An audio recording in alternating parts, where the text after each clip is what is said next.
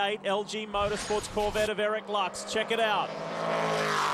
Well, Lux duking it out with Billy Orblin there, going up into 11. And it's. Oh, and I'm sure Sylvain had nowhere to go here. Watch the third car, the black car. Here it comes. Bang. Oh, yeah, and nothing he could have done about that. Sylvain just trapped. Wrong place, wrong time. 28 car when it came in, and it looked like it was in pretty good shape compared to the 70, but looking at the right rear corner, lots of suspension damage back here, so this is going to be a long fix.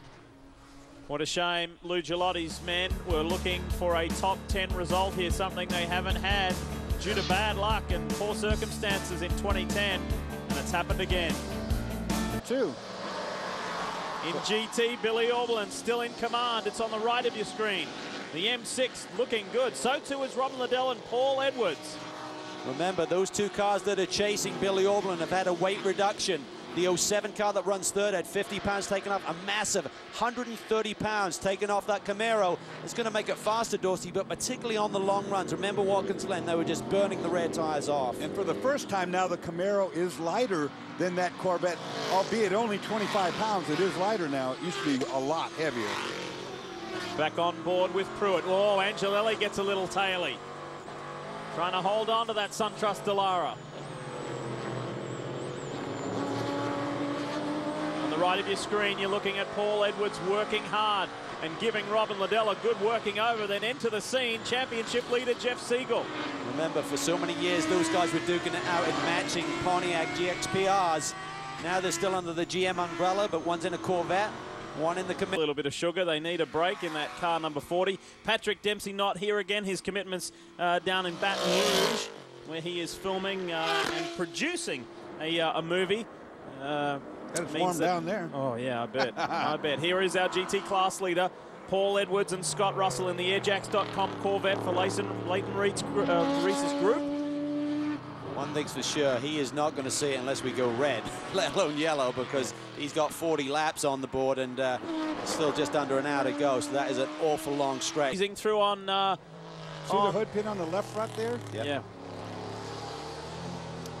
Gee, this GT racing has been fabulous today. There's a better look at it. Great work from our speed camera crew. Thanks to all the guys and girls, both on cameras and in audio. The full production team, thanks for another great job. You guys were wondering, so let's check with Leighton Reese. Leighton, right now the car running out front, but do you guys have to come back to pit lane for fuel? Yeah, we do. I mean, the car's running great. You know, it's actually pretty competitive out there right now. We don't really have any particular advantage. We're just on a slightly different fuel strategy.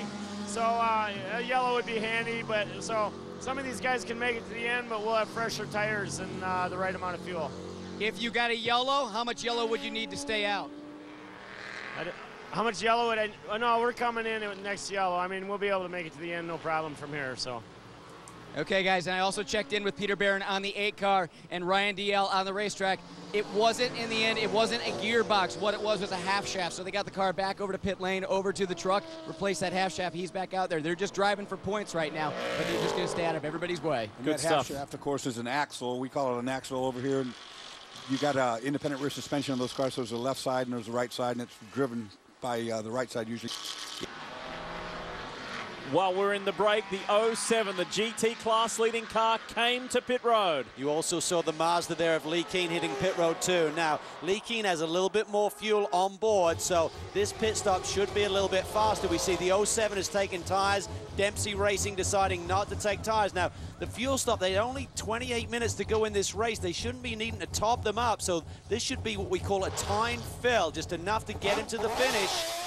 Seems like an awfully long time with fuel. Pretty long. I'd suggest about 15 or 18 seconds of fuel should have been enough, but they stayed. 09 and 2010, Ganassi do it again. Shank get on the podium with Oz Negri and John Pugh, and Bert Frizzell and Mark Wilkins claim that final step on the podium, and the first victory for the Turner M6. How about this?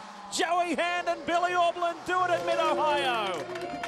Wow. GT, it's Turner Motorsport for BMW. Then the 68, the young boys. They got their second podium of the year, and what a comeback drive that was from Jordan Taylor after being off track at one point in time, getting the 30 up there on the podium.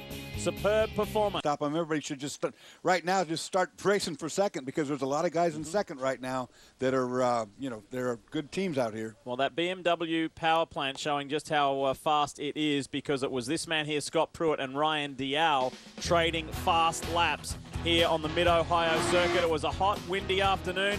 The boss was here, Chip Ganassi, to see his car and his men dominate again. They lead the championship by 32. They're the most prolific winning duo in Daytona prototype history, and Pruitt continues to be the most winningest driver in Grand Am Daytona prototype history as well. Lots to talk about from Mid-Ohio. We hope you can be with us when we go to Daytona on Independence Day weekend in 2 weeks' time. We'll see you then.